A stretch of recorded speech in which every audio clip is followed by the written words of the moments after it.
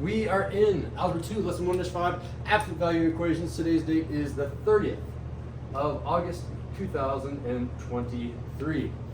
All right, let's talk about how you take the inverse operation. So how do you undo? Again, the official word for undo, I can write it in the notes because it's straight, well then write it in the notes, is an inverse. Maybe I'll put some quotes on undo. Undo is the informal language, but really should be the inverse operation. Oh my God. So, and I want to talk about how this inverse operation works. If I tell you that I have the absolute value of x is equal to 3, I want to undo the absolute value of x. How do I undo it? How do I take the inverse operation? How many of you, just by show of hands, are like, yeah, I know how to do this? Go for it, Charlie. Oh, I thought you meant, so you would divide both sides by 1 × 1? Good guess, but no, Shreya? You just, if it's negative, it's going to turn positive. If it's already positive, you just keep positive. Yeah, that's the definition of an absolute value, right? If you have something like -3 inside the absolute value, then it will turn into positive. If it already was positive, it will also stay positive. But unfortunately, that doesn't help us undo it at all.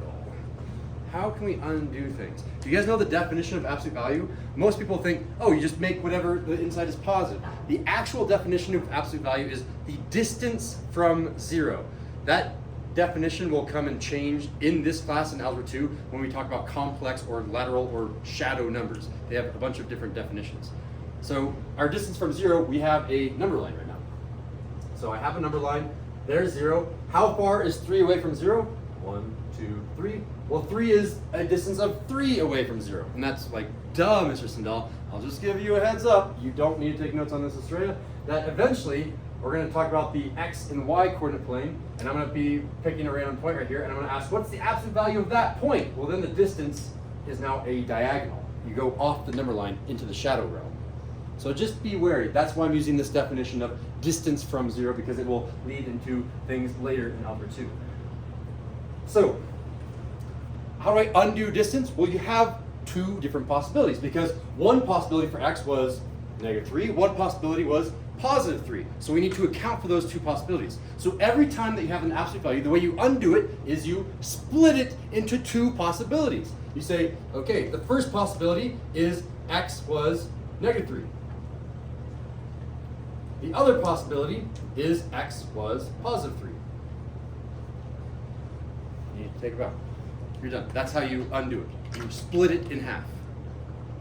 There are some exceptions to this rule. First exception.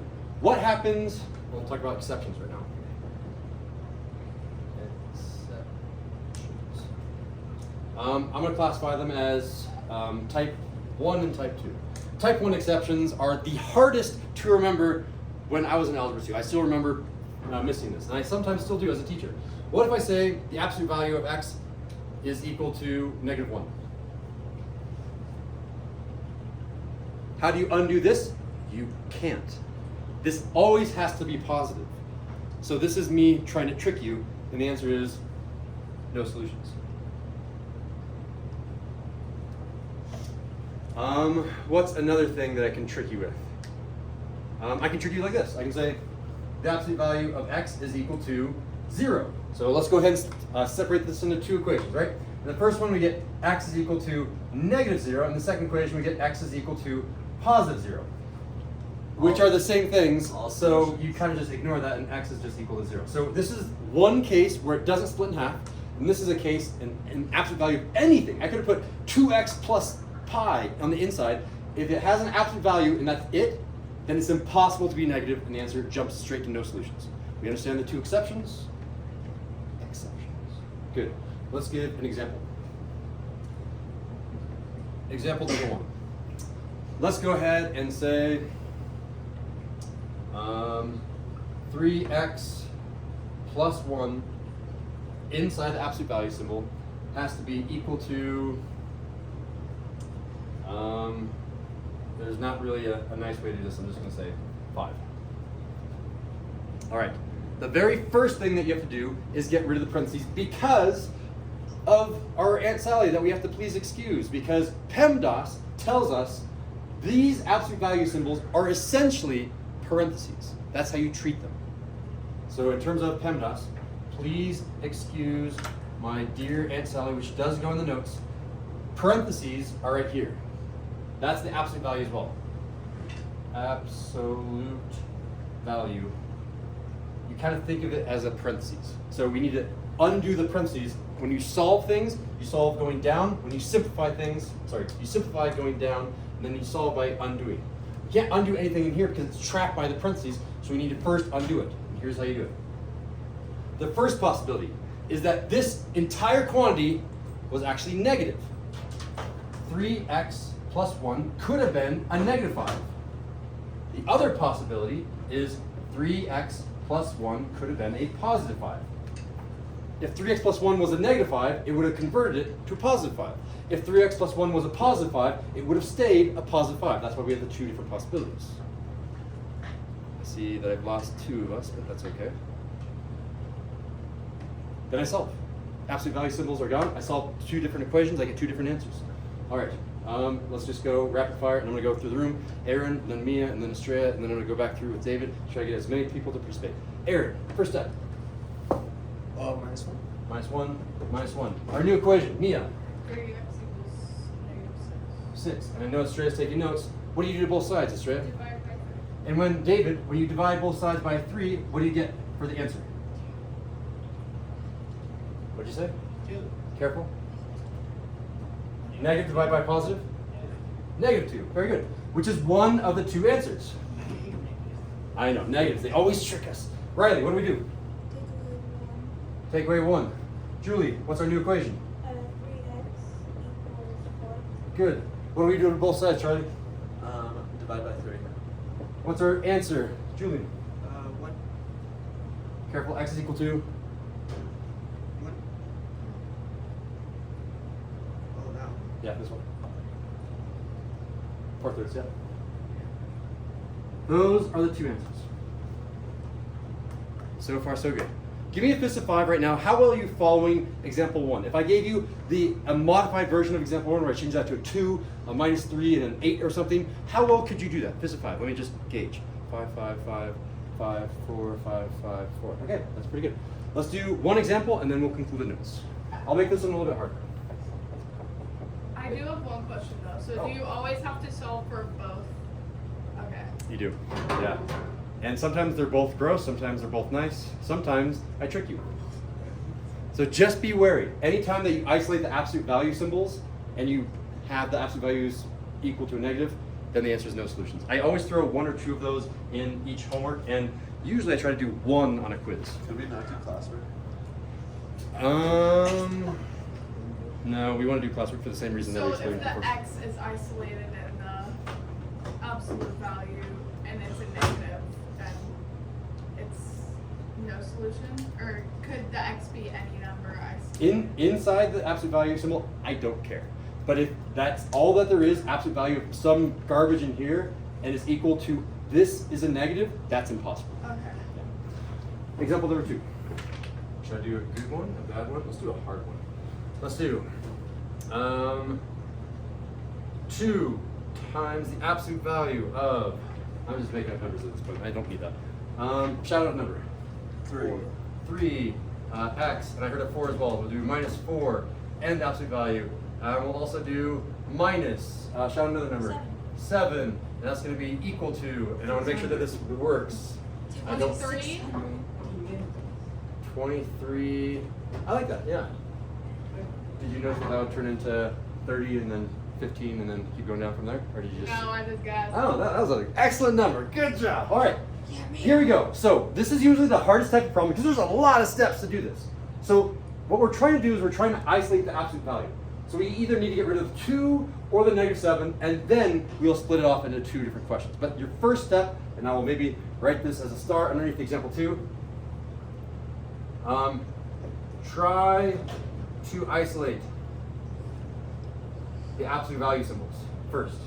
I don't know, maybe that's a parallel. Maybe I'll actually write out in words. Try to isolate the absolute value. Absolute value first. Okay, we need to isolate this absolute value, so let's get rid of the 2, or should we get rid of the 7? Which one should we get rid of and why? Who can raise their hand and tell me, with a quiet raised hand, why should we get rid of 2? Why should we get rid of 7? Negative 7.